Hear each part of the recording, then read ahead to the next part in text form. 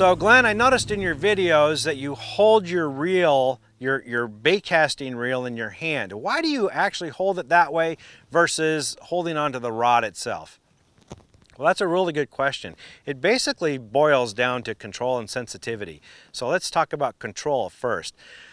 Rods, they're designed to have that reel at a point where it's kind of a fulcrum point. It's the pivot point, the balance point of the rod.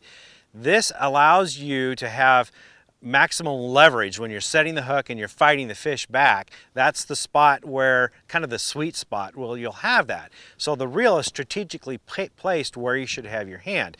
But in addition, that rod handle, that's designed to actually go here underneath your arm and to press against that. So when a fish bites and actually fights, as the rod tip pushes down, the handle pushes up against your arm and it enables you to have more leverage. If you had to hold just the rod handle, then all of that weight is on your wrist and you've got to really muscle them.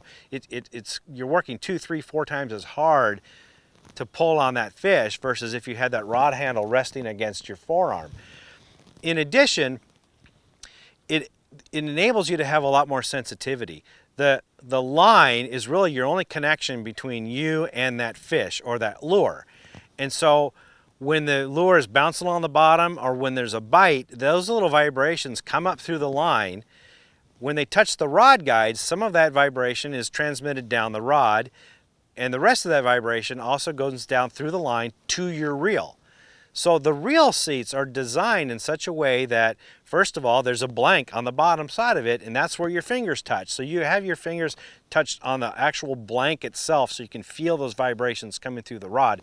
If you had a hold of that cork handle or that EVA foam handle, that foam, it deadens all that, and you're not going to feel that vibrations coming through the rod. The line connecting all the way down to your bait caster, all that vibration is going to be vibrating right through the bait caster, right to your hand. So between your hand touching the rod and your hand touching the bait caster, you're going to have a lot more sensitivity and be able to detect those subtle bites, as well as being able to have a much better feel for what is on the bottom of the lake.